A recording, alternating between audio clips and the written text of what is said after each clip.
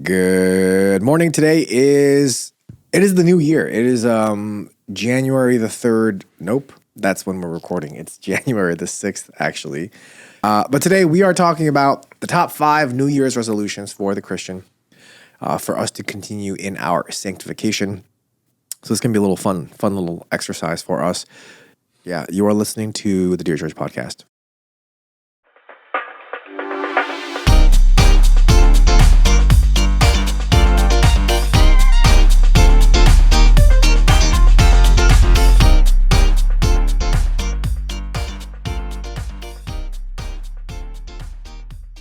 Welcome to the Dear Church podcast, where we exist to fill your ears and your minds with the study of God to see the world as disciples of Christ. My name is Sam Yang, and we have with us Pastor Gene and Chinzuk and Brian. As always, we are back in our normal groove of things. We're back. We are back in the groove of things because we did a special episode a couple weeks ago with our entire staff, which a lot of people commented on, actually. Today we are talking about New Year's resolutions. So I did some research a little bit. And according to AP News, about 3 in 10 adults choose resolutions involving exercise or eating healthier. A quarter said they'll make a resolution involving losing weight. And a quarter said they'll resolve to make changes about priorities of money or mental health. Another news outlet reported that the majority of those who make goals fall into one of 6 categories. This is very interesting. 1, save more money. 2, eat healthier. 3, exercise more. 4, lose weight. 5, spend more time with family and friends. 6, quit smoking. If you could tell that our country is obese, it's from our New Year's resolutions. And it's interesting that I think there was a statistic of it disappeared.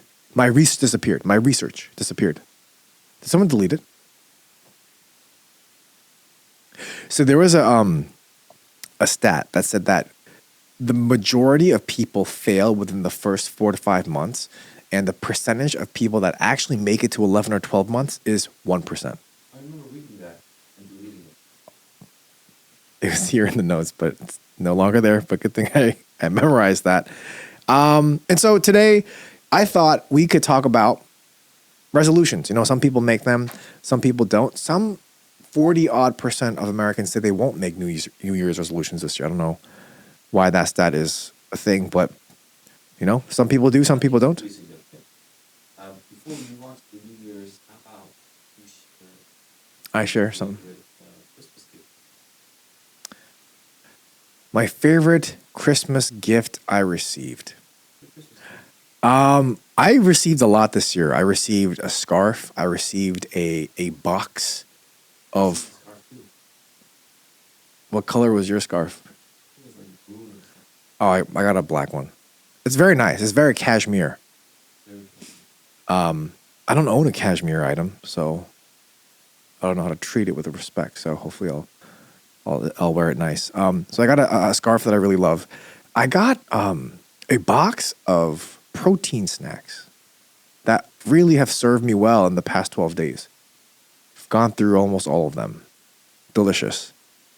And, you know, gifts, I think, just, I guess, you know, family.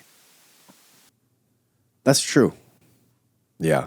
What was your favorite Christmas gift? Didn't we talk about scarves? Or is That was your favorite one. No, the scarf was really nice. Yes, I love scarves. I got now. this mug that I use now on Sundays too. That's a rechargeable. No, sorry, not rechargeable. It is It's rechargeable, but it's the self-warming mug. So for our family group, we actually ended up doing a white elephant because we just wanted to spend time together and get to know each other better. And I had bought for this, and we had made the challenge white elephant $20 maximum. So you have to really be creative. No gift cards, no cash, $20 max. And I had purchased a Boston Celtics reheatable mug. So I couldn't justify buying it for myself. So I wanted to buy it for this. What's reheatable mug? It's the one that you can, it's like stays warm. Like this. But And it it's has only like $20? Yeah, but it has like a little pad underneath Oh, it. like a hot plate? Okay, Yeah. okay. So you keep it on there and it heats up, whatever. And I thought it was great. Boston Celtics logo, everything. So I got it, and my goal was to steal it for myself. So I wanted the gift for myself. My friend took it. Boom. He got it. I stole it. Boom. Second to last turn, a deacon's wife. He took it from me. And I asked her, "Are you a Celtics fan?" She said, "No, I just don't want you to have it." What is that about? I think that's love. That's how we love one another in the church. So they just took it so I wouldn't use it. Yeah, they didn't want to give you the satisfaction or gratification. They would rather not have a gift No, that's their gift. than me have a gift. No, that's the gift. The gift is that, first of all, you bought a gift for yourself, so you don't deserve that gift. They wanted me to they want to teach me a lesson. Yep. Yeah, so that was surprising. Yeah, that was, yeah.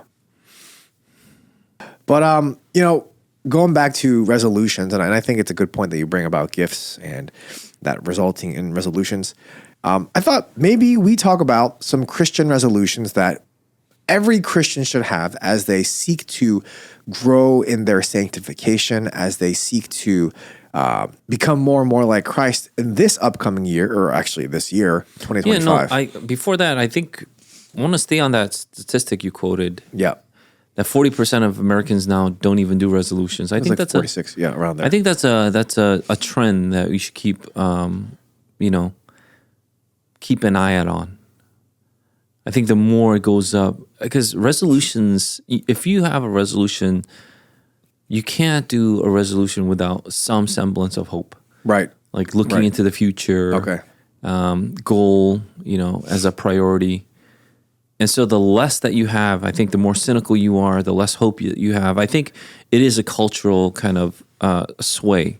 It's a shift that we are seeing. So the less, you would be prone to do that, I think the more cynical you are, truly.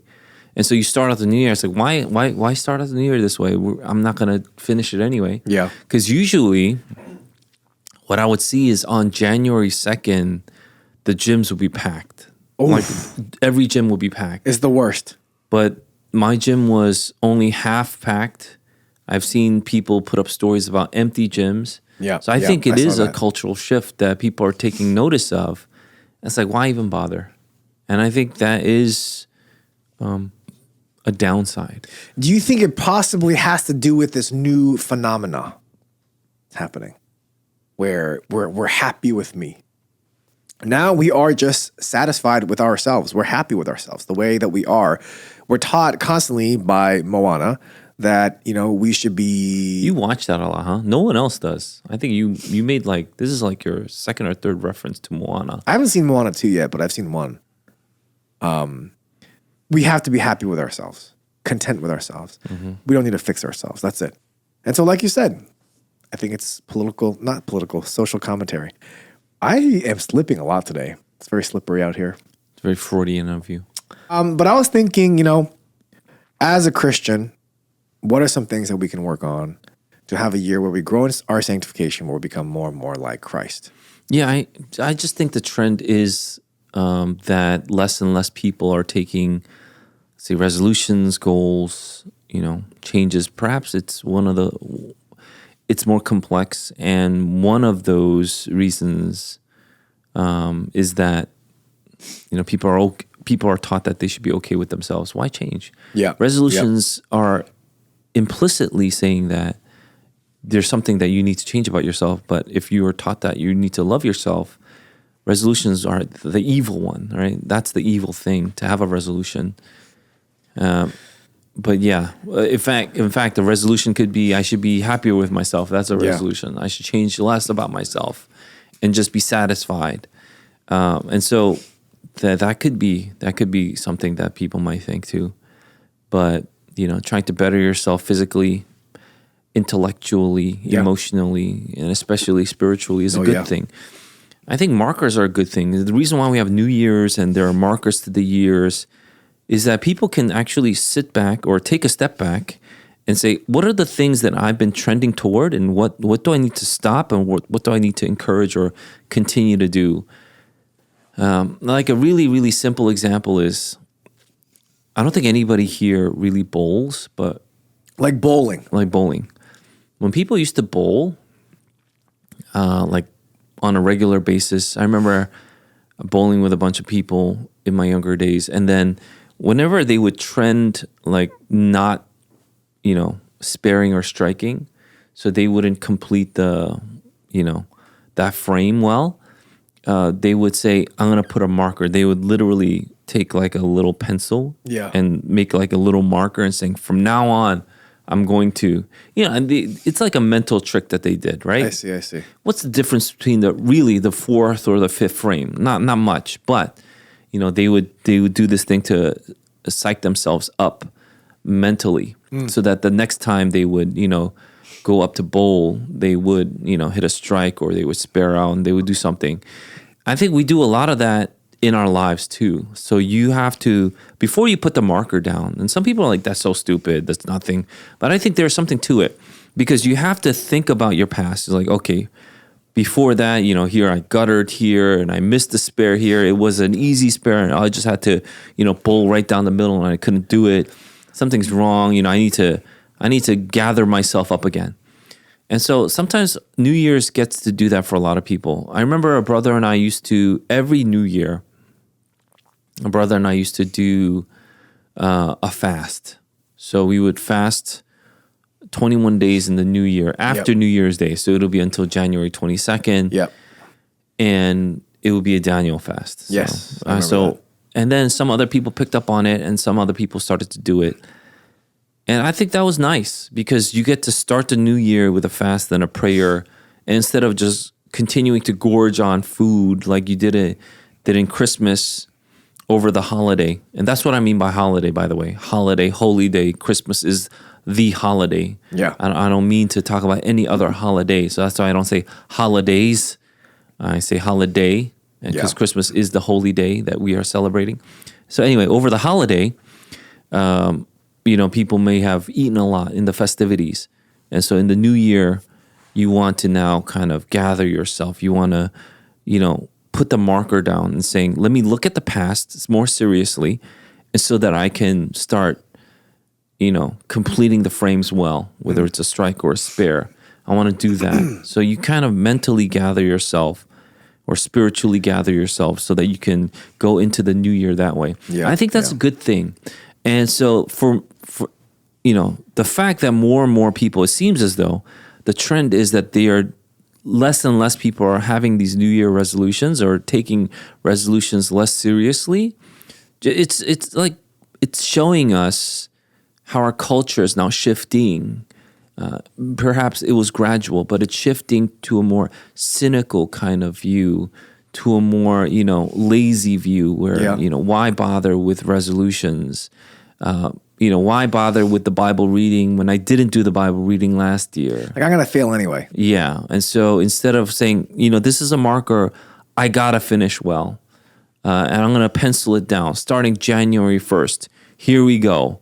Instead of doing that, it's like, why bother? Yeah. I think that's a bad thing. I think that's a negative thing.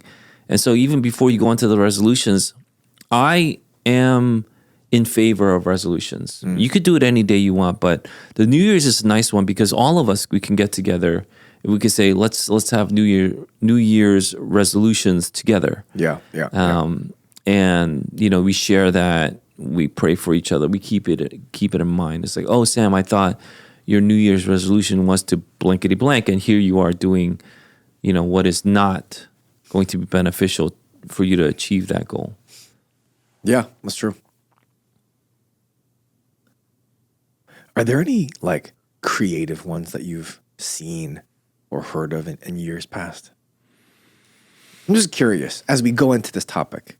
I'm sure there's some personal ones that I may have come across, but I gave you one about the Daniel fast of 21 days. Yeah. Oh, that one was nice. I remember that a lot. And,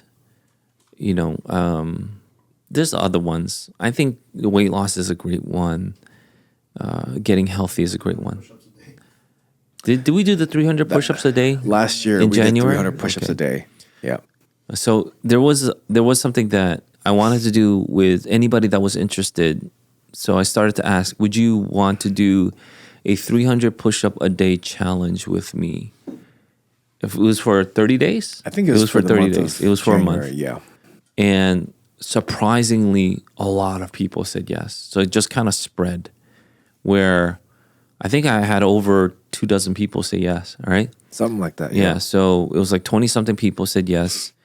And Yeah. almost every single person finished, except for like 2 or 3. Almost every single person finished. And it was so that if you didn't finish the 300 the next day, that will be doubled, whatever Yeah. you owed. So Yeah, let's yeah, say yeah. you did 200 push-ups. The next day you owe 300 plus the 100 that you missed times 2. So you would owe 500 push-ups, that kind of thing. And I think one day, Junseok missed a day. He was like, so he had to do 900 the next day.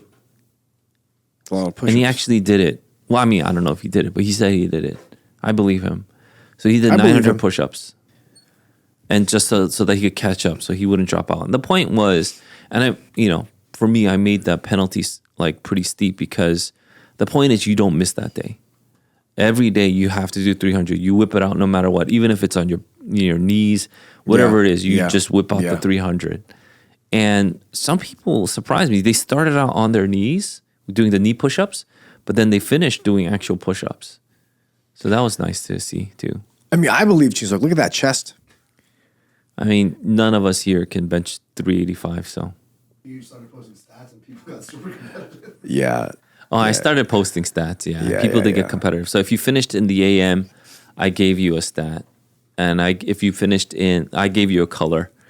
And then if you finished in the afternoon, I gave you another color. If you finished Yeah. in the evening, I gave you another color. And then, people wanted to finish it as fast as possible. So some of that competitive drive is still there. I think that's a healthy thing. So competition really drives men to do better things. And Yeah. I like that. Yeah, so Yeah. I would color the boxes if you finished before 12. And people wanted that, And if you were first to finish, I gave you a special color box. Yeah. So someone just woke up or didn't sleep. Yeah. They did it at like 2 a.m. Yeah. But didn't count. It didn't count because Yeah. you have to sleep. Had to be post-sleep. Yeah. Yeah. So if you did it at 2 a.m., that's not the thing. What a legalistic man. Somebody actually did it at 4:30 a.m., I think. But they woke up though. yeah, they woke up. Yeah. They after sleeping like 2 hours and they did it. They did it. and they went back to sleep, I think. Yeah, they went back to sleep. Yeah. Yeah. I think it was Jolie. I think it was. Yeah. Yeah.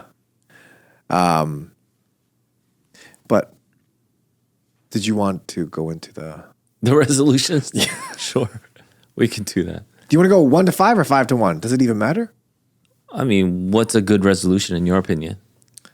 Well, I mean, as always, I think reading the Bible once a year is a great resolution. It's a yearly resolution for many people. Yes, I would think that if you do a Bible reading, there are multiple ways that you could do it. You Yeah. could do it with a group, you could do it individually, and you could do it with the church. And so I think that all three are great. You could do all three at the same time, or you could just do one. I would think that though, if you did the yearly one, you're doing it with the church. So we have Right, the right, McShane. right. Excuse me. We have the McShanes up. Okay, we have the McShanes up, and you could find it on our app, or you can just go to the McShane website. And when you go to the website, it'll give you an email Yeah. at your desired time. It'll have a start date, and it'll give you the Bible reading plan. So all you have to do is click on the link and then Yep. just read that. Yep. And so it's pretty easy to do the reading. You just have to sit and do the reading. If you don't want to do that and you want to do your own thing, they have a 1-year Bible. We're doing that actually for our youth group this Okay. year. I got them physical copies because it's just easier to just flip open to the date and just read instead of for I think especially for the young folk. And so we're doing the 1-year ESV with physical copies this year. Yeah, I think it's a good thing to do. I said this in our New Year's Eve service, though, but the Bible reading itself shouldn't be like this is the measure of my Christian faith, because Yeah. we haven't been called to read the Bible. We have been called to study the Bible, to write it on the tablet of our hearts, to bind them on our fingers, to put them as frontlets for our eyes. That's what we've been taught, okay? That's what we've been called to do. So just reading it isn't the point, but reading it does help us study. Yeah. So when you read it, it does help you study. This is why reading is so important, but it's not the end all be all, is my point, or was my point there. So I get it that some people think that they can read it and they're good. That's not true. You have to go to church, you have to study.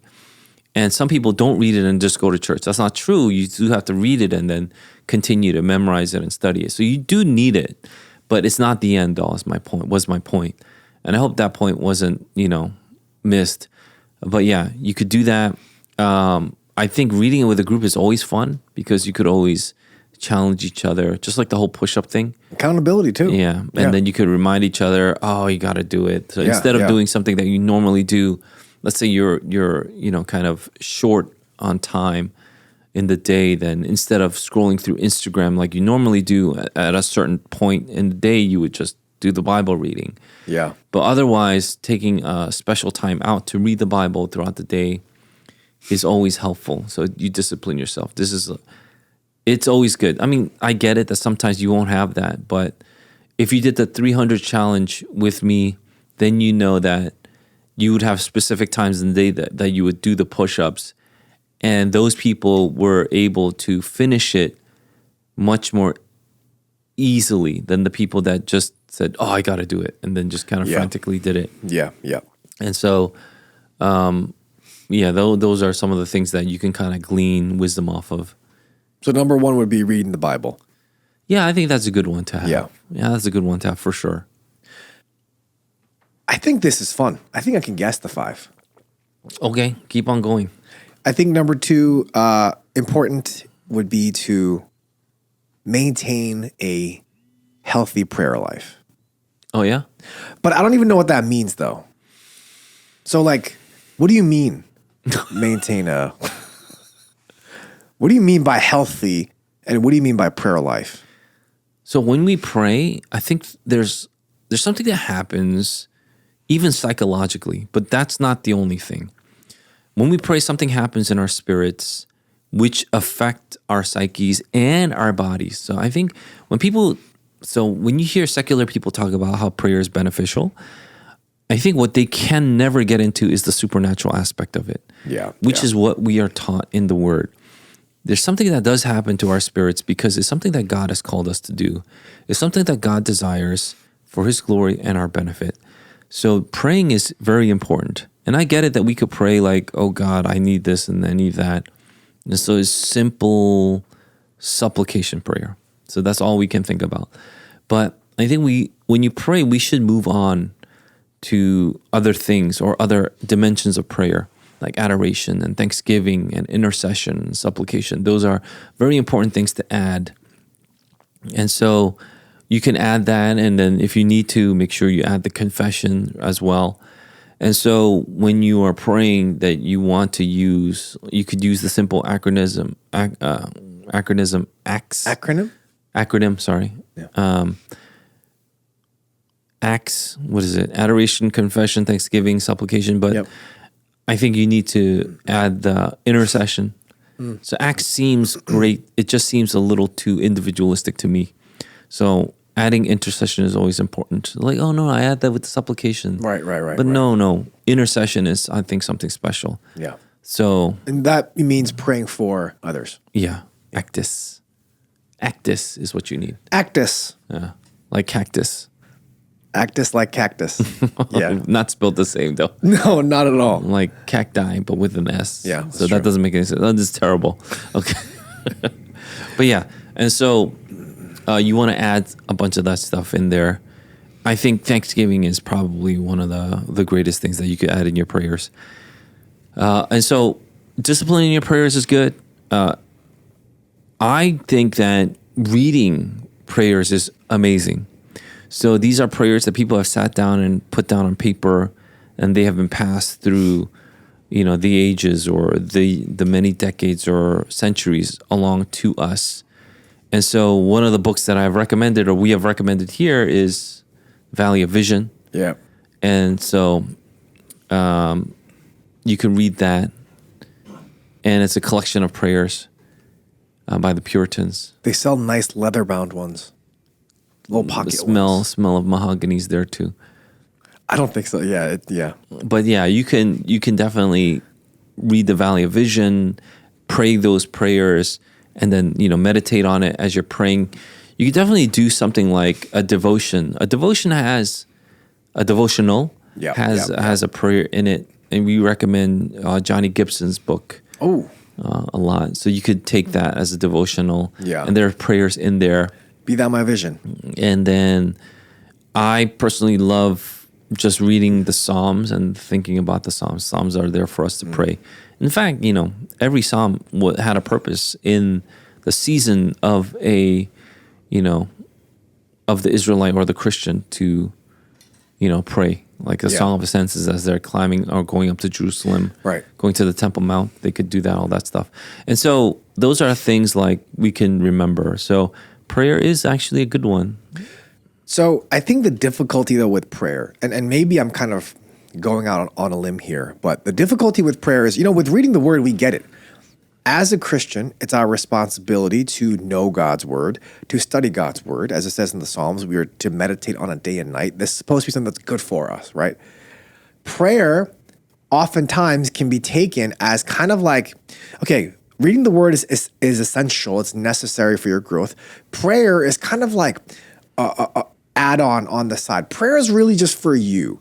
And so, I don't want to be all legalistic and be like, I have to pray every day, that I don't want to be trapped in that, because if I do that, then I feel like I'm sinning if I'm not praying. And when I do pray, it's just, I don't want to get into that kind of zone. For someone to think like that, is prayer a command? Is it a sin not to pray daily? How do we think through that? Yeah, I mean, if you go into 1 Thessalonians 5:17, it does tell us to pray without ceasing, right? Yeah. Yeah. So what does that mean? That you should continually pray. Not like you should be praying 24/7, but you should continually be in prayer. Yeah, how do you pray without ceasing? Some people are like, well, it's kind of, perhaps it's an exaggeration or something like that. No, I think Paul really means to never stop being people of prayer. Mm-hmm. That's what it is. And so it doesn't mean you just continually pray, let's say a psalm, then you wouldn't be able to do anything else. That would kind of be ridiculous. But it should be a regular, never ceasing part of our spiritual lives, of the Christian life. And so when we do think like that, how do I continue to improve in my prayers? How do I pray well so that it is, God honoring? Those are the questions that I would think. So it is a sort of that whole part of sanctification. It's a cultivating of good prayers. And so when you want to pray well, you start to gather good prayers too. That's why we recommended those books. Is it a sin though to not pray daily? Is that a sin? You wouldn't want to stop.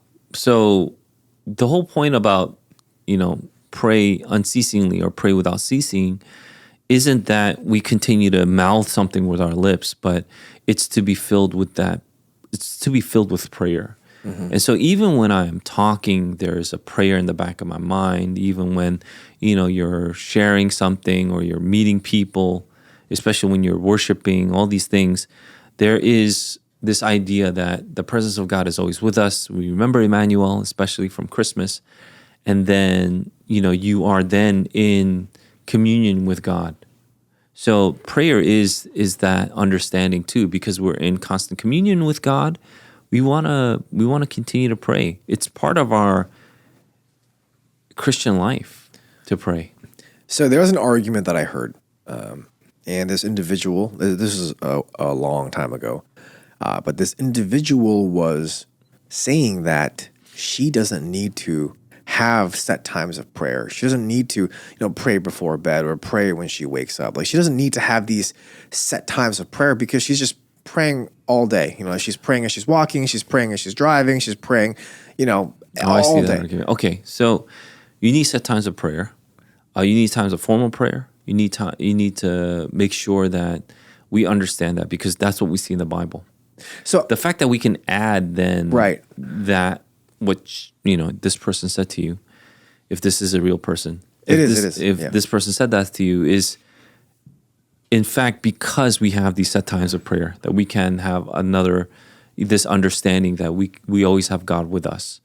But you need those set times of prayer. This is where you especially hone in on your ability to pray well. set times of prayer, because that's what we see in the Bible and that's what we see Jesus doing. Oh yeah, he definitely did that. There's, there's record of him in the early morning going out to pray, and so that's why we think that this was probably a regular thing that Jesus did, where he would start off the day with prayer, and this is something that has propelled Christians throughout the 2 millennia to pray. The first thing that they do when they get up is to pray. Yeah. The last thing that they do before they go to bed is to pray. In fact, Yeah. there's a prayer that people prayed at night, right? Do you remember that prayer? Do you guys know what I'm talking about? The prayer that people, like kids, are taught to pray at night. I actually don't know. I think it's because we grew up in a Korean church. Yeah. There's a bedtime prayer. Are you sending it? No, I thought you might know it. No, I thought you were sending it. Oh, No, okay. I think there are some variations, but it's like a little rhyme. As I lay me down to sleep, I pray the Lord my soul to keep. Oh, I know this. Guide me safely through the night and wake me in the morning light. I heard this in a rap song somewhere. Okay. Yeah. Probably wrong context. It's all shaky. But Yeah. so I'm wondering then, okay, so we have set times of prayer that we are to pray, and as you said in 1 Thessalonians, we are to pray unceasingly.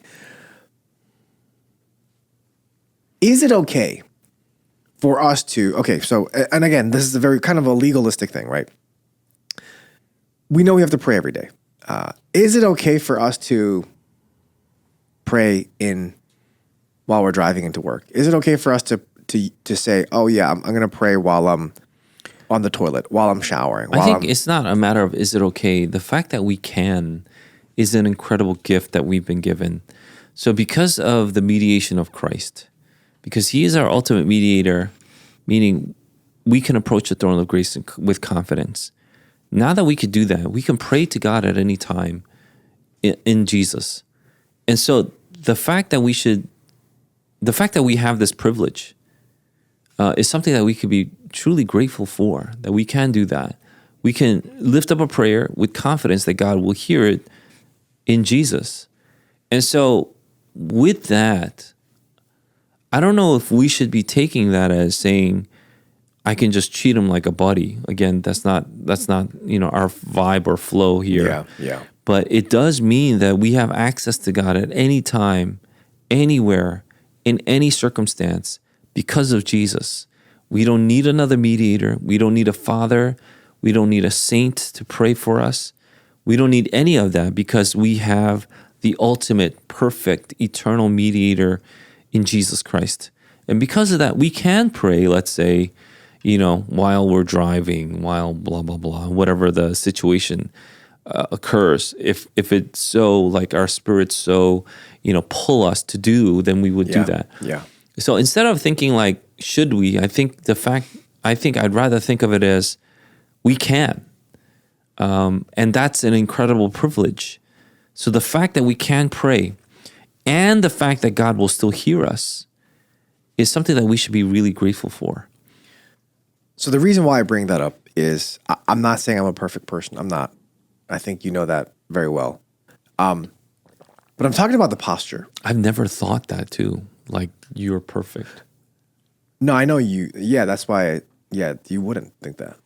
Why would you even bring that up? No, I know, but you wouldn't think that. It's like saying, oh, I'm not saying that I'm a good basketball player. So I never thought that. It's always with basketball. I am not terrible. People think I'm really, really bad. There was this one game that I mentioned where you drained 2 threes in a row, and the game was on the line. Finals. It was the finals. I remember that. Yeah. And they didn't give you the ball the third remember time. that, And yeah. I was screaming from the sidelines, give Sam the ball. Yeah. He is never on fire. The one time in his life that this guy's on fire, Wait, sometimes you I'm should on fire. give it to him. Yeah. And they didn't. And I was so upset. Yeah. I was so upset because other people, I think there were 2 people that tried to hit the 3 and they missed. I was like, what is going on? Give the guy who drained 2 in a row Yeah. the third shot. And if he misses, he misses. But Imagine I made it. I'd be a hometown hero.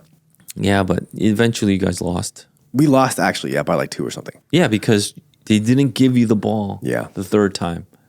So the reason why I bring that up is because all of this because I said I know you know I'm not a perfect person. So the reason why I bring this up is because of posture. Oftentimes people might think, oh, I can just talk to God while I'm in the car or while I'm, using the bathroom, while I'm showering. But if we truly understood what we're doing, then I think our posture would be different. I think we would set apart times of the day to do it. And the reason why I say this is also because oftentimes when we're driving, we have nothing else to do. We just have to drive. We can't look at our phones. We can't, do anything that we want. So because we have some quiet time, that's when we pray. Or when we're showering, like, hey, I have nothing else to do. I might as well pray. But I think that's the wrong posture is what I'm trying to get at. I think if you're truly speaking to the king, then you have to set apart time. You have to come before him humbly. And that's why sometimes, that's why I even have a problem with people that pray laying down. Like right before they go to bed, they just lay down and they just kind of roll over. You should be on your knees Is what I on think. the bed. Or off the bed Yeah. with your elbows on the bed because I have bad mobility and stuff like that. I'm not saying I do that every night. What but if someone's sick and they're bedridden? No, so this is that's so their different. prayers are no good. No, that's different. What Because if someone has back pain? that's different because their Because posture. I know a pastor who has lower back pain, and Yeah. he might be hearing this and be like, "Wow, Sam, So- thanks for judging me." No. All I'm saying is, He's had lower back pain for a long time.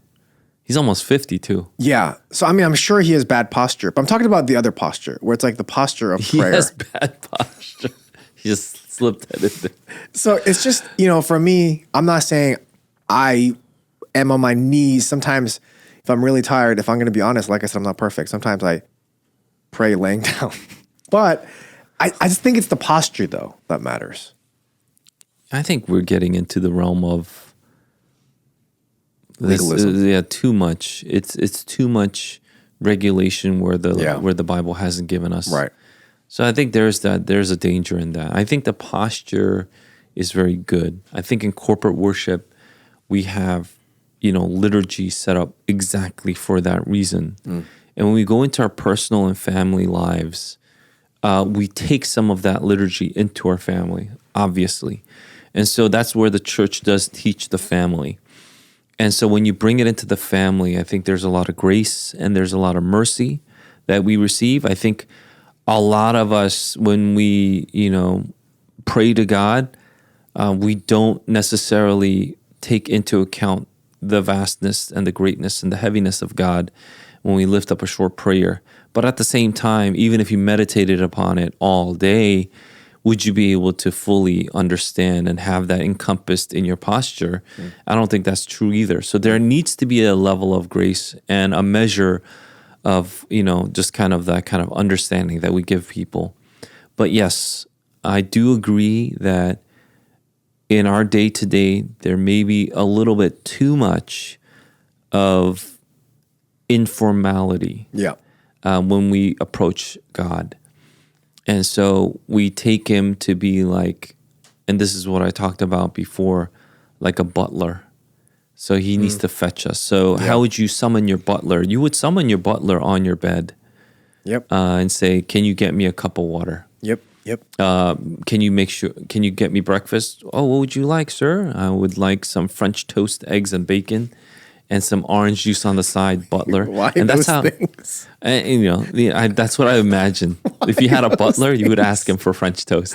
I see. Yeah, that's true. You That's wouldn't true. necessarily ask him for pancakes. I think you would ask him for something more. A little more fancy. Yeah. I don't know why you said it that way. Yeah. I don't know. Yeah. No, but thank you for that. I think, again, I'm not perfect. I'm not saying I'm perfect, but I just wanted to just kind of. I like how you have to keep on qualifying by saying you're not perfect. I don't think nobody needs that qualifier. No, just in case People anyone ever just know. thought that. I just wanted I to. don't think anybody's ever thought that. Again, back to the basketball example. But I know, like you said, I think posture is something that we can consider. Not putting anything on anyone's conscience, but something that we could just consider as we think about our prayer lives for this upcoming year. This year, not upcoming. Yeah, I think it's about who you're addressing and about the matter that is being lifted up. And the weightier the matter, I think the posture would change, but I think naturally. Yeah. So if you're like praying for, let's say, a family member that is suffering from cancer, your posture would change. Yep. Because the weightiness Yep. of the ask. But I would say, in addition to the matter being weighty, you'd have to consider who you're addressing when you pray. So considering that, I think your prayer posture would not necessarily be so lax and informal all the time. I'm not saying there is an occasion for, let's say, a prayer that you could pray. But when people kind of show off that they're praying on the toilet, I'm not sure if that's necessarily a good thing to show off about. It's like, oh, look what I could do. So I've heard people go, oh, my deepest times of prayer is when I'm on the toilet. It's weird. And I'm like, okay, but it's weird that that's your deepest time. Perhaps setting aside a time and, really coming to the Lord in desperation or to know who you are, what kind of situation you're in, is more of a humble way to go to the Lord. And so that's something I would probably ask you to reconsider in your prayer posture then. Number 1 is reading the Bible. Number 2 is prayer. I'm just guessing. I'm just shooting from the hip. Yeah. Let's I think I'm good right now. Let's go with everything that you say, even if it's different from mine. Wait, Let's just go with you. No, let's just go. You're completely on. Let's just go I'm with what you perfect in think. that regard. Number 3. See, it had to come in somewhere. Number 3 is having a set apart time for worship during the week. Boom. Is that number 3 for you? Nah, that's Oh, it nowhere. wasn't?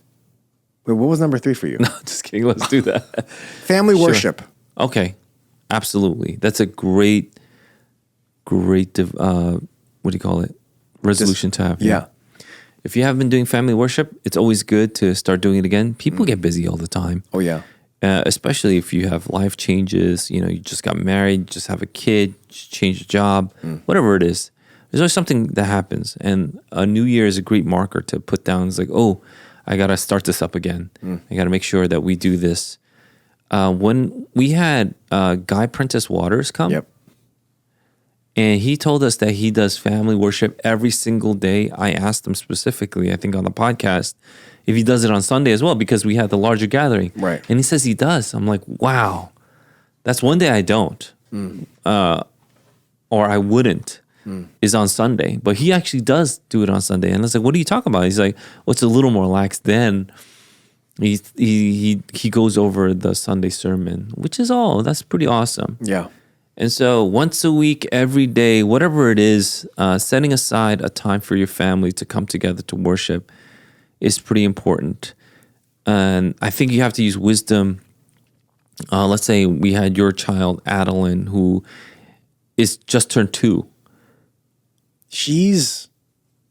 So I think, you have to use a little bit of wisdom. Every child is different, first of all. Yeah. But let's say we took Adeline and then you said, we're going to do family worship, Adeline, because you're so gung-ho about it. And you sit her down in her high chair, you strap her down, and you're just doing like the 20-minute devotion that you do. She might go crazy. I have to hold her down. Yeah, which might not be necessarily a good thing. Does that make sense? So So I think parents use wisdom. Am I giving her a traumatic experience in the first times we're doing it? Or is there a way to do it less traumatically? Or is there no way? So I think parents have used wisdom to guide the way they introduce family worship. Yeah. So I did it for Elizabeth just like you did. And she just wasn't having it. She thought she was going crazy. She didn't even know what was happening. Yeah. And so after that, we just did it after we put her to bed. But there will be a time. So how do we transition her in? Right. That's a good question too. So yeah. those are things that I think younger families are thinking about. But I know some families that have older children now, especially when they have the first. So what I've seen is that the first child comes to a place of understanding that this is something that's good. Yeah. And all the other kids follow the first child's lead. So I realize, or I recognize that the first child is always the hardest to get to. But if the first child's in, other kids start to naturally, for the most part, not always, follow. So the second child, you could start even at a younger age of them participating in family worship, and so on and so forth. And so getting that first kid to do it might be the biggest challenge for families. So that's something to keep in mind. You want to use wisdom so it's not overly traumatic, but at the same time, you do want to instill a certain level of discipline, saying this is a time we should sit. So what I've heard and read is when you have a young child, keep it as short and concise as possible so that they know this is a solemn time and it is for a time, but it's something that will stretch their attention span, but it won't go over and beyond to the traumatic. Yeah. Yeah. I think that's a great way of thinking about it. I don't want to fight my daughter. She's 2.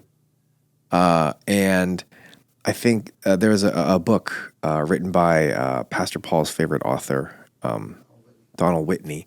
And he talks about, it doesn't have to be a full liturgy, right? You don't have to, have a scripture reading from the Old Testament, New Testament, catechism, prayer of invocation. You don't need to have these things. You need to have the word, have singing, and have prayer. And if you have those 3 elements in your family worship, no matter what the length may be, just do it that way. Yeah, and kids surprisingly are versatile, and they are, they do have, good chops to learn. My daughter now is used to my long prayers. Mm-hmm. So over dinner, I don't know. I've never prayed a short prayer. I never understood that. Okay, I'm not judging if you have short meal prayers. If you have short meal prayers, hungry, that's on you. Look, I'll secretly judge you, but not in public. If you have short meal prayers, that's fine. That's your family thing.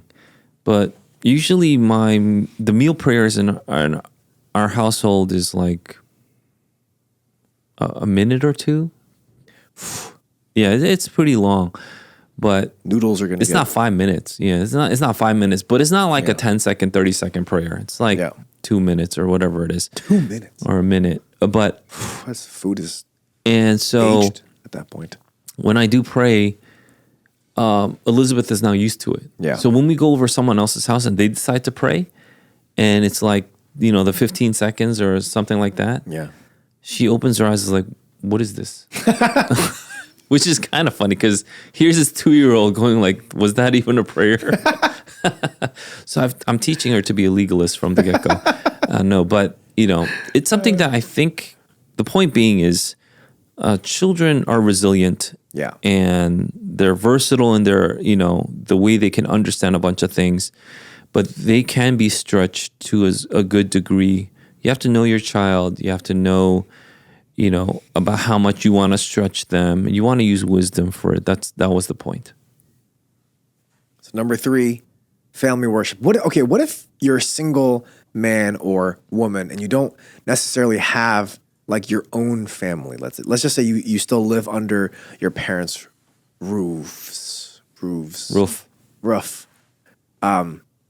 How do you kind of incorporate family worship? No, just do your own. Yeah, just do your own devotion and worship. Yeah, this is something that I think is a modern Western phenomenon where we call it a devotional. I think people throughout the church history have done quote unquote devotionals, but they never called it a devotional. Yeah. I think calling it a devotional has done some harm as well as good. So you do want to set apart a time to do a devo. And I'm not trying to be a hater on devos. I think devotionals are very important, but set apart a time to do the devotional, great. But calling it a devotional now has come to, for me, to epitomize someone's personal faith is someone who has a nice devotional. And I don't think so. It's so individualistic that I've come to not like it so much, calling it a Devo. It's just Bible reading. It's I just see. prayer. Okay. It's just singing songs. Calling it a devotional is like, what? And so even when you get married, people are like, oh, now that I have family worship, do I have to do a devotional? It's like, what are you talking about? You're still supposed to pray and sing songs. Right. And you could do it formally, informally. You're supposed to do it day in, day out. Yeah. I think it has harmed us to a degree. And so I don't necessarily like calling it a Devo, but that's the culture of today. It really is a millennial kind of culture and a little bit of Gen X, but yeah, it's something that I feel like there's a good and bad to it. So number 1, read the Bible. Number 2, prayer life. Number 3, family worship. Number 4, see, this is where it gets a little choppy. I think number 4, maybe devote yourself to the discipline of reading. Oh, wow. So intellectual. Yes. Okay, so spiritual, intellectual, and physical. The last one is, it's going to be a Yeah. good one. The last one's physical, but Was I right in all of the 5 so but far? intellectual, yeah. Yeah. You have to stretch yourself intellectually. Yep. So many people have come up to me and said, you were a book guy. But then I think everybody needs to be a book guy. Has anyone, no offense, ever called you, no offense, a bookworm? Because that's like a thing that people... No one's ever called me a bookworm. They've that called me a offensive? Bible thumper, though. I've been called Bible thumper a bunch of times online because people say anything to each other online. They could give you like the worst like insults online and not think twice, but do it to someone's face, they'll always think twice, right? Wait, bookworm is a good thing, though. Yeah, I don't think I've been called a bookworm because I'm not. A bookworm, is insinuating or it's implicating that you're always in a book. Someone could probably accuse me of being a bookworm. I've never seen you read a book. I've never walked in on you and be like, oh, Sam's reading a book. No, I read all the time. So the times I like reading is always when I'm alone. Yeah. When, let's say, no one's in the office or no one's at home. I get my reading done well because when I'm in the office, someone always walks in and says, is this okay or is that okay? Yeah. And when I'm at home, Elizabeth does not let me read. So she'll come and climb on me and then rip the book out of my hands. And so it's really tough. I think it's stupid to even try. Or why would I get mad at a, 2.5-year-old trying to do that? That's just what a 2.5-year-old does. Yeah. So finding times of aloneness are important for your spiritual life, but also your intellectual life. You want to exercise the mind. And so to exercise the mind is to go into deep thought, maybe some intellectual exercises that you could do, some thought exercises that I do. So some people have accused me of saying I think too much about needless things. So because I always have these like thought exercises that I put to my wife and I'll share it. Yeah. And people are like, you think too much. I think they mean it as an insult, but I think you think too little. So if you don't have thought exercises in your mind, I think you think too little. And people are like, no, I don't want to bog myself down about thinking about needless things because I have things that I need to physically do throughout the day. I'll think about that. Okay, I'm actually okay with that. But someone in your family needs to. Yeah. Someone in your family needs to think, oh, what if this happens? I need to be prepared. What if this happens? I need to be prepared. If a string of robberies happen in, let's say, your town or in your neighborhood, someone in your household needs to think, I need to be prepared. That someone, at least one person. Yeah. And if it's not the husband, then the wife has to think that way. One of you has to. That's the point. And if no one is, then I think that is a bad thing. Mm-hmm. So having intellectual exercises is a good thing to do. And reading is one primary way to do that. I think is one of the best ways to do that. Read a nonfiction book. Read a fiction book every once in a while. Harry Potter. Harry Potter, Star Wars, Superman, all those, these famous stories, they're all they're all filled with messianic symbolism. They They're are. all about Jesus. They're all about Jesus. Yeah. And imperfectly, by the way. Yeah. So it can never measure up to Jesus.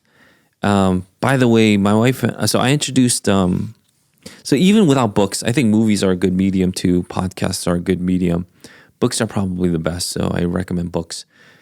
So don't do without books. So you could do movies, you could do podcasts. They're all great, but I don't think they will beat books. So read the book. And that's why, even though I read a bunch of Michael Crichton books, after I read Jurassic Park and the movie came out, I refused to watch the movie because they would not have been as good as the book. Jurassic Park was scary. How do you get scared in the book though?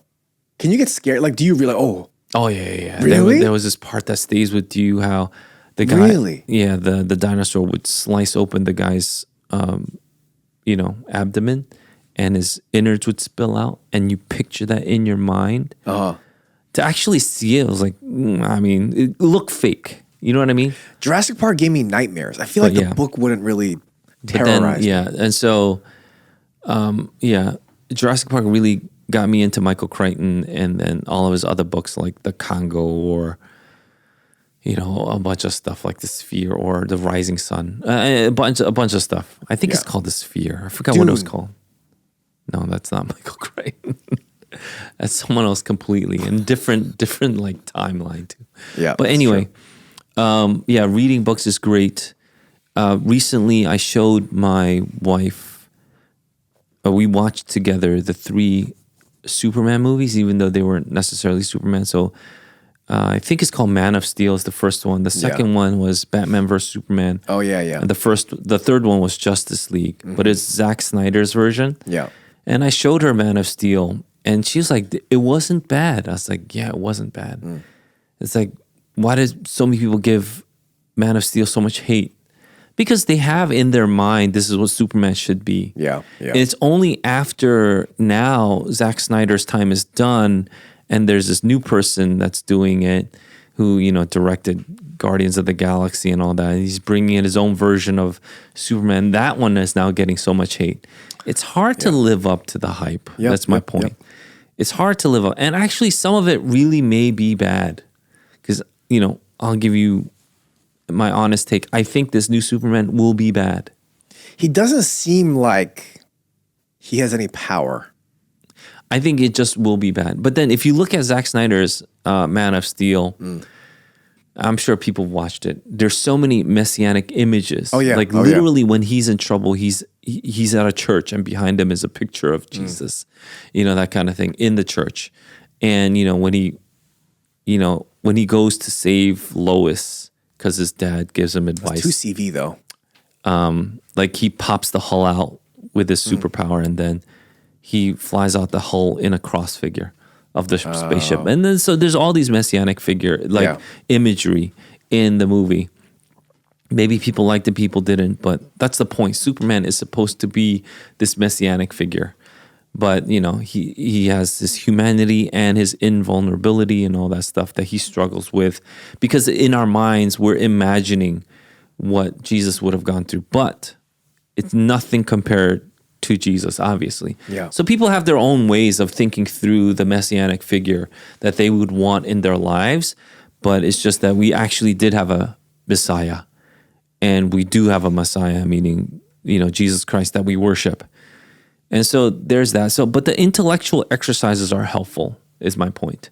So whether you see a movie, you can see a movie, think, I don't want to think about it. I just want to watch it and enjoy it. But even people that think like that, I think, spend even a fraction of a second, but they do think about the movie itself and some of the imagery that has been given to them. Because you think about it, it's kind of burned in your brain. That's what, grapha is, And so graphe, right? That's Right. what it is. It's the imprinting, it's the writing down. So that's why, let's say, pornography is so dangerous. It's like one of the most evil ways that the demon can get to you is you grapha, or you write in your brain and your mind and your heart porneia. Yeah. And that's why it's so bad. People are like, it's not so bad. At least I'm not sleeping with women. No. You're writing into your heart and brain in your mind sexual immorality. Yep. That's why pornography is so bad. That's why we say don't do it. Don't do it. Don't do it. Do whatever you can to stop it and repent to the Lord when you do. And those are things where, I think we want to take seriously. Speaking of which, going back to what you want to write in your brain, or you want to write in your brain the good things. Yeah. I've been wondering this for a while now, for 2 minutes. What is the thing that Superman is allergic to? Allergic to his weakness is kryptonite. Kryptonite. I kept thinking lithium. It wasn't lithium. I knew it wasn't. But That's okay. us. Yeah, we're allergic to lithium. No, I'm allergic to soy. Yeah, you are. I really like Yeah, you genuinely. are literally Yeah. like the Not definition allergic. of soy boy. Yo, soy. Milk. So, number 1 is read the Bible. Number 2, pray. Number 3, family worship. Number 4, read books. Get into the discipline of reading books. Number 5, I have a 5A and 5B. Well, for me, it was do an intellectual exercise. Intellectual exercise. So you can read books, podcasts, even movies, but it's purposeful Right. into engaging your mind. Okay. Okay. 5, this might be a little different. There's a 5A and 5B. 5A is actually something that I got from something that you do. And that is end every single day in gratitude. So, ending every single day, you have all the time in the day to set apart for your supplication, for your adoration, for your confession. But ending the day in thanksgiving, I think, is such a good way to end the day. So, praying a prayer of thanksgiving every single day for what you received that day. Yeah, ending the day with a more thankful attitude is a great resolution to have. Yeah. I wouldn't make it a resolution because No. I already have that. That's just my life. Yeah, me too. Yeah. No, but if you're not and you want to make it a resolution, I would think that's a really good thing to do. Yeah. It's really good. Yeah, definitely do that. 5A. That wasn't in your list though, right? No. But then I think that's a good point that you bring up. Okay. People just need to have more gratitude in life. We should be happy that we live in the most affluent, richest, powerful time in the powerful nation in time Yep. in all of history. Right now, just think about that. And we are one of the least thankful, which is insane. Think of our plumbing and think of like how we don't have these diseases that every single generation like before us from the beginning of time had to deal with. Yeah. When it came to like dysentery or some kind of bowel disease, like disease that spread from fecal matter, like because people would be, defecating in public spaces, and that just promulgates disease. You don't want to defecate in public. If you had to, I still wouldn't. Okay, It's just like not courteous. You know what I mean? that was a good addition. Thank you for that. What's your 5B? 5B. Okay, so 5B is something else, but dang, I was gonna say something about 5A and I just slipped. You've been slipping. Yeah. 5B is, did I get everything, by the way? No, but it's Did we okay, it's agree fine. on anything? Yeah. 1 and 2. Yeah, sure. Okay. 5B is be healthier physically. Okay, that's a good one. Pursue health. Okay. This doesn't necessarily mean be ripped out of your mind at 3% body fat because that's actually not healthy. But be healthy. Manage your health. Go see the doctor. Go to the dentist once or something like That's that. gross. Wait, how many times? Go to the dentist once. The annual checkup. That's what they call it, right? I think you're supposed to go at least twice a year, Okay, I could do that. at least for tooth cleaning, right? I could manage that this year. Yeah, twice a year. But yeah, so I have a question about this though. So physical health, I know is a huge resolution for a lot of people. People want to lose weight. People want to look good. People want to, do things for their health. They want to live longer, longevity, all that stuff. Great. Quick question though. How much into our health are Christians supposed to invest? When I was younger, in youth group, I used to love lifting weights. And a friend of mine came up to me and said, "Hey, are you supposed to be doing that?" I said, "What do you mean?" I said, "Aren't you a pastor's kid?" I was like, "Yeah." It's like, "Aren't you like not supposed to be investing that much into your body? Like why are you doing this for like your own, I guess, like vanity?" Yeah, And- because you were. Not He was challenging you. Not at that time, I wasn't. Later on in my life, I was. Not at that time. And so that stuck with me because I thought, wait, am I not supposed to try to be healthy or look good? Or am I? So that's the question that I think Christians may have, is because oftentimes it could be an idol. And so how are Christians supposed to think about fitness and health, and how much of our energy should we be investing into this, knowing that this is of good worth, but it's our spiritual health that is of the utmost? I think some things are implicit. And to be a good Christian, it's implicit that you also take care of your body. Yes. You just, look, besides the modern world, if you go into any other time, if you needed to evangelize, if you needed to travel, if you needed to do any of these things, let's say you're back in Jesus's day, Okay. if you were obese, you couldn't make these walks from Galilee down to Jerusalem, back up to Galilee, probably going impossible through for you to do. Samaria, Yeah. sitting in the heat of noon, in the well, right? Yeah. Like all these things, it's implicit that he was generally healthy. Yeah. Perhaps, you have to. perhaps very, very healthy, but in the very least healthy. Yeah. You had to walk a lot. Oh, yeah. You had to exercise to do the things that you needed to do. So Right. you can't be of some kind of bodily health where you can't do the things that you're supposed to do.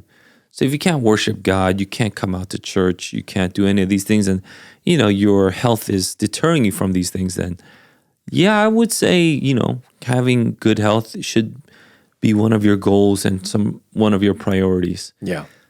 Should you be ripped out of your mind? No, I don't think that is the goal for the Christian, because the body will deteriorate.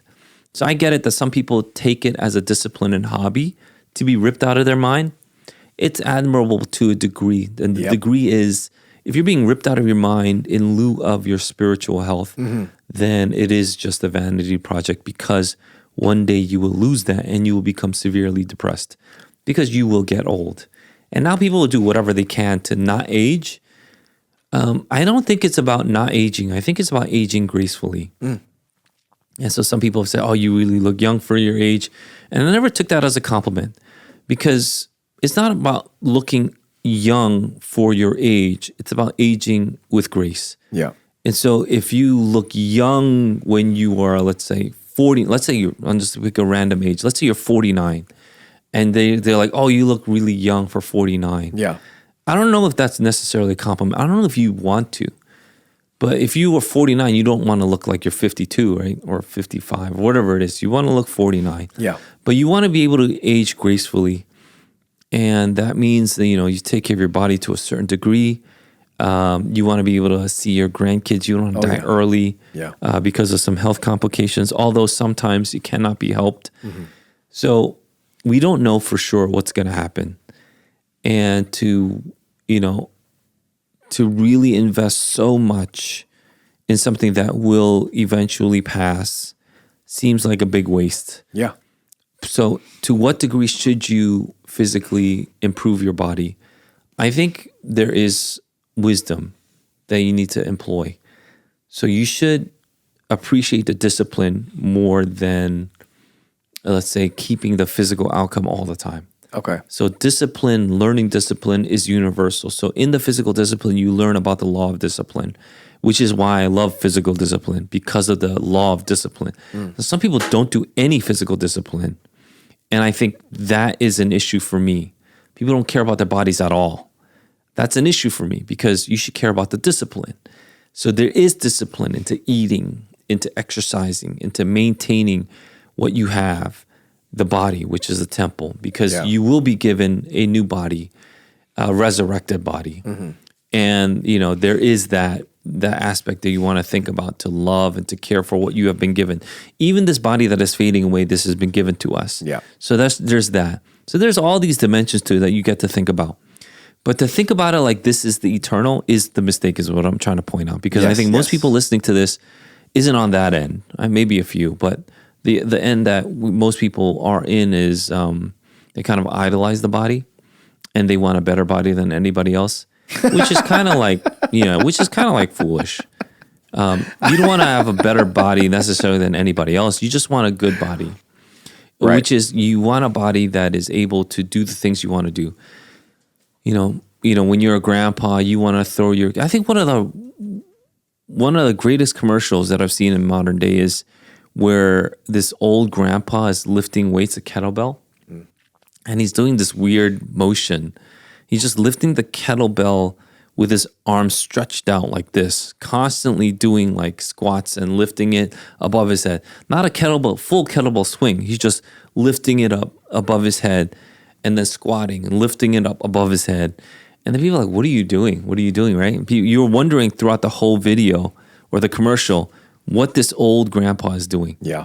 Until he gets to the very end of the commercial where he holds his grandchild, outstretched arms, and lifts her up above the Christmas tree so that she could put the Christmas star on top of the tree. And they're like, that was a beautiful video. Yeah. And it's just this grandpa always lifting up. People are like, what are you doing? What are you Yeah, doing, right? yeah.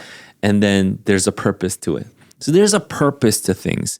If it's simply for vanity, then, and you're like, oh, and as a sidebar, I could do all these things, then yeah, you probably need to recheck yourself. Yeah. But if you're getting stronger so that you could lift your grandkids, so that those things are in mind, I think that's a good thing to have, right? You don't want to, let go of your body before it's time.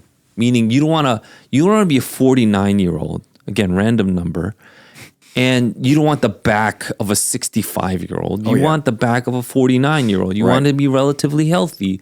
So you need to do the stretches. You need to exercise. You need to have a good, strong, midsection. And so those are things that you probably want to consider. So you don't want to be sleeping all day on the bed all day, that kind of thing. You want to exercise. You do squats or sit-ups and things like to a good degree. Yeah, so those are things that you could keep mindful of. So the physical body is great because it teaches us discipline, and there is some fruit that we see. It's some benefit. But the greater thing is taking that discipline and bringing it to your whole of life, meaning spiritual, intellectual, and physical should all have this discipline. So if you only have the physical discipline, you don't have the intellectual or the spiritual, I would say the reason why you have the physical discipline is for vanity's sake only. Yeah. And that is bankrupt. Yeah. I want to take this conversation in an interesting direction. And it has to do with resolutions. And it has to do with the Q&A that someone had asked. The resolution that a lot of people have is they want to quit smoking. Obviously for health reasons, right? They want to quit smoking. A Q&A question that someone asked was, is it a sin for someone to smoke cigarettes? Now, I think we could take this question in a couple different ways. We talked about the importance of physical health and how we are to steward our bodies well because our body is a temple and we're to glorify God in our body.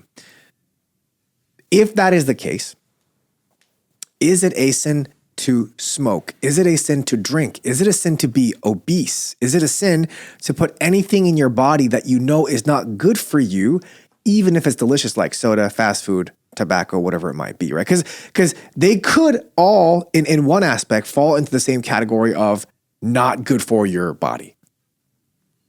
So where are we supposed to draw the line? Because, some people say, oh, you could smoke cigars, but you can't smoke cigarettes. You can use Zyn, but you can't do chewing tobacco. Like, where do we draw the line for these things?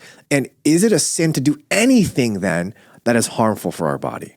Yeah, I think short answer, I would say not necessarily. But longer answer would be you probably want what's best for your body. And so you're going to do the research and you're going to do what you believe is best for your body.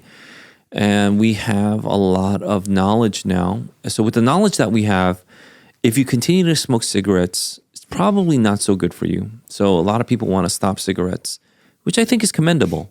Then stop smoking cigarettes. If you want to stop smoking cigarettes and you turn to cigars every once in a while, I don't actually think that's necessarily bad. Like I can't smoke because I'm physically like allergic to cigarette smells and the smoke. So if someone's smoking, I'll have a physical reaction. So that's unfortunate because I've always wanted to smoke. As a kid, I've always wanted to smoke. All my friends smoked. And so you know how, that statistic, if your friends smoke, then you're like 70% likely to smoke. Oh, I didn't know that. I couldn't because I physically couldn't. Allergies. I would have this huge throbbing headache and I couldn't get myself out of there. I would punch my head because I wanted to get the pain out of my head. But then, my mom would tell me, do never punch your head. Like something's wrong with you. You're going to damage your brain. But I would take my head and slam it against the wall because I wanted the headache to go away. But because that physical cigarette smoke, like the cigarette smoke would physically do something to me. So I try to stay away from cigarette smoke. And if someone's smoking, I'll just step away. But I know a lot of people that do smoke and they wanted to quit smoking because they know it's bad for them. It, greatly increases your chances for cancer. So is it a sin though? But knowing that and you want to, I think that's a good thing. And so to take it simply as this is sin or not, if you know it's bad for you and continue to do the bad thing, that is a sin. That's pretty clear. It's like a 1-to-1 correlation. It's pretty plain that then that's a sin. If you know it's bad for you and continue to do it, okay. Yeah, but let's say if someone knows that, if someone doesn't know and they smoke, is this still a sin? So that's where you could get into some gray areas there. Right. But I think for the most part, because people know that it's bad for them, they want to stop, that's a good thing. So continuing to do so, be going against your conscience, that would be the sin. Because your conscience is trying to teach you what is good for your spirit, your soul, and your body. That being said, if you want to smoke cigars every once in a while, I'm not going to hold it against you. If you wanted to smoke a pipe, obviously I wouldn't hold it against you either. If you want to chew tobacco every once in a while, but then the addiction itself, so this is where it gets complicated. I don't think the act itself is necessarily sinful, but the act can contain sin. Meaning if you're addicted to something, that is a sinful propensity because you need this thing. You need this physical thing to do your regular, activities. If not, you start shaking in your body. You don't want to do that. You don't want to be addicted or reliant on anything because you want to be sober-minded. You want to be awake. You want to be, alert. And if you're addicted, you can't be that thing because that's the only thing that you could see. And so think about it this way. If you have to go to the bathroom and you are in a long drive, you're in the middle of a long drive, let's say it's like a 3-hour drive, and you're an hour in, but you have to pee. You have to go to the bathroom. Yeah. What's the only thing that you can think of? Pee. That's the only thing that you can think of. You don't think about anything else. Right. But life consists of other things than just going to the bathroom. And so I feel like addictions like that, that's the only thing that you could think of. So you can't think of anything else because you have to do that to do anything else. I think that's a bad thing. You don't want to put yourself in that kind of position.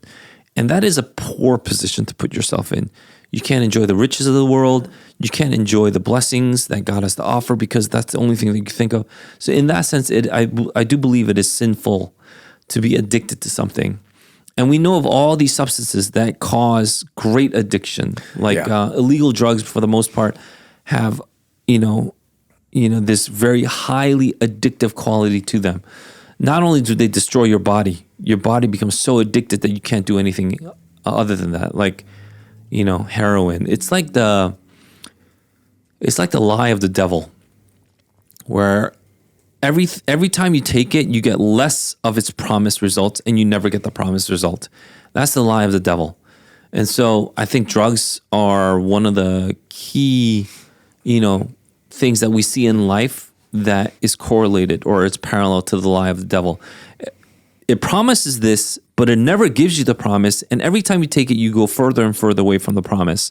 And so that's drug addiction, okay? And so when we go into, let's say, being addicted to cigarettes, being addicted to anything, I think that's the case. Does that make sense? Yeah. So this is where getting all excited. this is where I think the conversation gets interesting because I've had these types of conversations before with many people actually. I'm not trying to draw lines. Maybe. I'm not trying to though. Okay. But when do we decide that something is bad for you? So for example, obviously cigarettes is connected with lung cancer and it's connected to diseases, right? And so that's why we can clearly say, hey, smoking cigarettes is detrimental to your health. There's much study that's been done and it's detrimental to your health.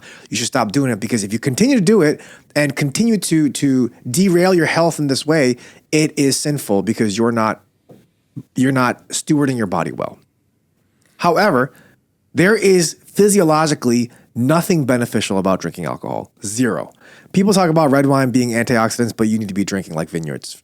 So it's not. Yeah, that was proven false. Yeah, like you might as well be like just killing dark chocolate. Like that's what you might as well be doing. But people drink anyway, right? And it's less of a stigma for people to be drinking because it's, I don't know, it's still not good for your health, but it's more celebratory. It's more accepted in society. And so we think that smoking cigarettes is different from drinking alcohol. I mean, cigarettes are a newer phenomena. People used to smoke weeds or weed. We call it weed now, but people used to smoke a lot of stuff like leaves and plants. They did? All sorts of stuff. Oh yeah, people still Peyote. do like hookah in the Middle East. Yeah, that's There's like true. hookah bars. When I went to Egypt, there are hookah Yeah. bars, and I bought a hookah to resell because you could get a nice one for cheaper. They look very nice. And then you could there Fine was- china. I think the one that I didn't get it actually. I take that back. Someone I know got it. It was like all glass and it was Wow. like colored glass and they could sell it here. Wow. I'm not into that stuff. It's only because I don't want to put stuff into my lungs besides the air. Because anything else Yeah. is killing you, right? Yeah. You're just supposed to have air. That's what the lungs were made. It wasn't made to have water vapor in there or smoke in there, whatever it is. So I'm not into vaping or hookahing or smoking because I want what's best for me, as much as possible. Right. So I take that as a personal thing. I don't think. So this is where I think if you did like a full on law in public, I think this is where you start to fail and lose people because you're not thinking about the good things in life anymore. You're just thinking about sin. Can this be sin? Can this be sin? I think that's where you get into, that fascistic mentality, which a lot of people say, like, this is what communism brings too. Like, you just want that, this good. So everything that doesn't get to this good, which is a material good, by the way, in communism, needs to be outlawed and banned. Yeah. I don't like that. And so I don't think having rules like that are necessarily beneficial for us in society. I think this is why Paul even says, oh, do you like this holiday? Let them celebrate the holiday. You don't like any holiday except Sunday? Then keep it there. But follow your conscience and make sure that you firmly believe what you believe in your heart as you devote yourself to the Lord. The point is the devotion to the Lord. And that's the point. So when people are like, if someone came out to me and said, I don't think anything's wrong with smoking, I'm going to smoke all the way. I'd be like, all right, I mean, that's cool, but I could show you the studies that prove you wrong. Yeah. I don't want to look at the studies. And it's like, all right, this person just doesn't want to be convinced. I think there are other things that I would worry about that person than the smoking. But if you have figured out, like, I want to quit smoking, I'd be like, great, it's good. I don't want you to be addicted to any substance. I don't want you to keep on putting tar and smoke into your lungs, which your lungs were not made for. And, Zyn could be a different conversation. Nicotine. Yeah, I find Zyn to be less offensive than cigarettes, but, that might actually, Boost take the a- Zyn consumption. that might actually take us away from the point that we're trying to make here. The point is, you want to be, if you want to be single-minded about the gospel and the glory of God, then you don't want anything to deter you from that. This is why I also don't think caffeine is necessarily always a good. If you're like, I can't function without my morning caffeine. Yeah. If you say that, I think you should stop drinking coffee. Yeah. Honestly, I think so. So many people say that like it's a normal thing to do. If you're like, oh, it's the weekend, I have to drink. I think maybe you should stop drinking. Alcohol. You don't need to drink, Yeah, alcohol. or whatever it is. Orange Well, juice. water you do. I think water you Water. should. Let's say you like, I can't live without water. No, but you literally you physiologically. I need my cup of water. I think you need to. No, I'm just kidding. Yeah, and so it's one of those things where you don't want to be reliant on anything Yes. other than the Word of God, Oh, because yeah. you don't want to be subject to that thing. I think that's the mentality I have. So if I don't do this, am I going to go crazy? Then maybe I need to reevaluate why I need this thing so badly. But you need to be convinced in your own mind that this is glorifying God, and you can't be fooling yourself while doing that. So that's why where James comes into effect, where you can't look in the mirror and walk away forgetting what you look like. Yeah. That's stupid. You don't want to be that kind of fool. So you need to have this kind of understanding of the whole of scriptures. And so be convinced in your mind, and there are some clear things in scriptures that we can hold on to. This is why I'm not going to say smoking itself is a sin. But if you're convinced in your mind that smoking is bad, don't smoke. If you're not convinced yet, then read the more studies and Wait, how talk can you with not people. be convinced at this point? I don't know. People might not be. I think there are people out there that really believe that smoking isn't bad for you. It's just all like propaganda or something. And so, I see. Yeah, some people okay. believe that. Some people think that nicotine actually has some health benefits. By the way, It does, It though. does. Yep, It does it have health does. benefits. It's just the addictive property of Right. nicotine And that you tobacco. could do without. Yeah. Yeah, So they're yeah. like, oh, it's good for your cognitive functions. It is. It helps you with memory. Yeah. It can stave off Alzheimer's. It could do all these things. Yeah, it does. It's true, It's true. but you could do that with other things. Yeah. So you can find other things that can help you with that. And so, does the addictive, because nicotine is highly addictive, does that addictive quality outweigh the benefits? And I would say for the most part, a lot of people believe so. But if you believe that you could do it without the addiction portion, some people have done it, I don't judge them. Yeah. I'm like, that's good for you. Yeah. I know myself, and I know that I have a highly addictive personality. And so if I want to go into something, I want to do my full due diligence in researching that. Yeah. And I want the support of my peers. I want the support of the people that I love. So if my wife isn't for it, then I won't do it. That kind of thing. I'm not going to do it. It's like, oh, you don't know what you're talking about. And, Tucker Carlson does Zen. I'm going to do Zen. And so I'm not that kind of guy. I didn't know he did Zen. That's so funny. Yeah. So, he really thinks that nicotine is good for you. Yeah. So there are people out there. Interesting. Yeah. And so, it does calm you.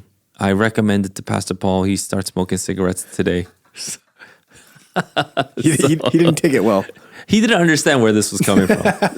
But, I'll joke around. I see, that's the point. I don't think it's that serious where, whether you take nicotine or not is going to bring you to heaven or hell because of, Yeah, this it's is a not, this no. is a venal sin versus this is Yeah. That's not, I don't think that's necessarily beneficial. What is beneficial is you need to be convinced in your own mind. You need to study the scriptures. You need to have soli Deo Gloria as your ultimate goal. And when you do that, you know that you need the saints, meaning the people around you. You need the church. You need to move along with the church. You can't just do things on your own. You can't be, I'm going to be a Sigma Wolf and do this thing because I'm cool. Sigma. I think, which is from the Wolf Pack. Oh, it is? Yeah.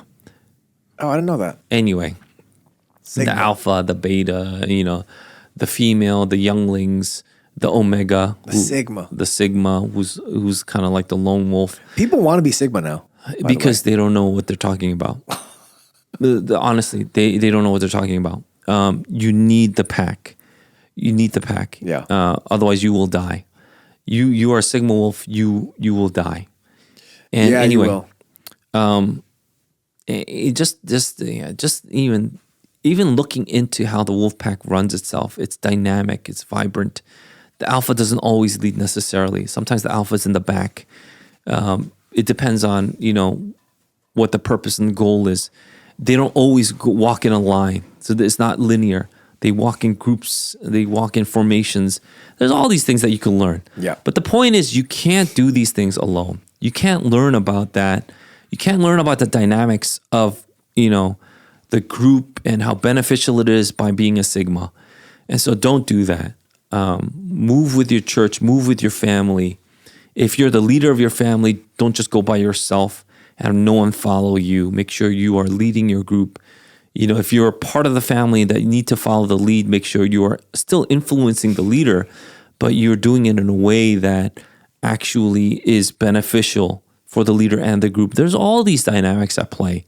And so when it comes to, let's say, even something simple like nicotine, I think the answer is simple. I think if you're not into nicotine, don't take it. Why would you start something that's highly addictive? That doesn't make any sense to me. Yeah. But if you are already addicted and you want to kind of lessen it, you want to take some gum or take the patches, great. If you want to stop smoking cigarettes, I would say the best way is do it cold turkey. I heard that's the hardest way. It's the best way. Cold turkey is the best way. And if you want to do the patch and the gum, do the patch and the gum, but do cold turkey at least for the cigarette smoke, so that you're not inhaling the tar any longer, and your lungs start to repair itself. So those are all good things that you can learn. So if I could wrap up this conversation into a tiny little gift and present it, could I say that it's not necessarily a sin to smoke cigarettes, a sin to drink alcohol or smoke cigars or eat McDonald's or drink diet soda, or be addicted to caffeine? No, or take in caffeine. However, it is a sin to be addicted. Aspartame is actually good. Is it? I love it. I love No, do you love it or is it? I love it. Do you love it or is it good for you? It's so great. Is it? It's so great. So I guess my question is, because someone can look at this and be like, okay, well, I understand that you're not to be addicted, right? We're to be sober-minded. We can't be addicted. We can't be relying on something other than God. And so I get it, that smoking cigarettes can lead to that addiction. That's a sin. Boom, you shouldn't do it. I get that. Fast food, you shouldn't be a glutton. Boom, I get that. Caffeine, you shouldn't be addicted. Boom, I get that. However, but there is still this aspect of some of these things are not good for you, though. They have no good aspect to them. There's no benefit. Yeah. Yeah. So is it okay for us to, just say, hey, you're a Christian, but it's okay for you to smoke cigarettes. It's okay for you to drink alcohol. It's okay for you to do this, which has zero benefit. And as a Christian, we're supposed to steward our bodies well. How do we kind of make sense of that? I think that's where the discussions come in, and you could have, some vibrant debate Yeah. on the benefits of, let's say, even moderate drinking, if there are any. Yeah. Some people really like, drinking. Well, and, Pinot Noir here and there. yeah, some Sauvignon. Oh, yeah, that's a good one too. Yeah, some Cabernet. Yeah. Anyway, it's a rosé for the weak ones. But, Brian likes rosé. Brian would be someone that likes rosé. He's like a Chardonnay type of dude, I think. He likes champagne. But yeah, I don't know why you laugh so hard at that. But anyway, there's some people who think that there's zero benefit because it just empty calories and empty carbs at that. Yeah, that's true. It is very true. Just Yeah, putting in carbs into your poison, body. alcohol. Yeah. Yeah, and then alcohol puts your liver into overtime. So if you have a weak liver, you probably don't want alcohol at all. But there's some people who have like super strong livers and they can drink like a lot, like Logan. But he's a mutant though. That's not. But anyway, yeah.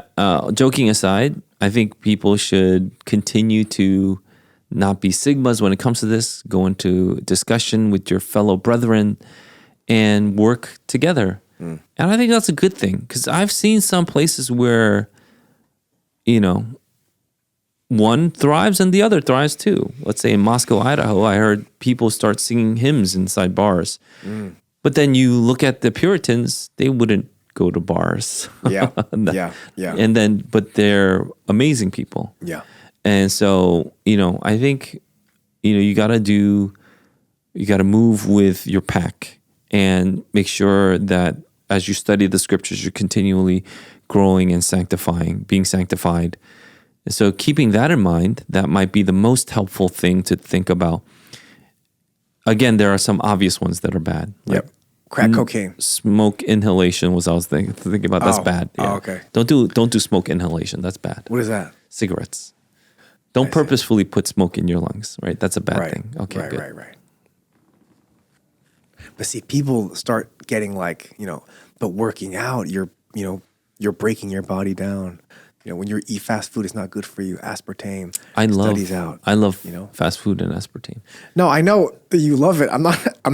But what I'm Like asking when you guys is, got pho the other day, I Yeah. got myself a double quarter pounder No, with cheese. I know you just for like- myself. I know, As but- you guys ate pho.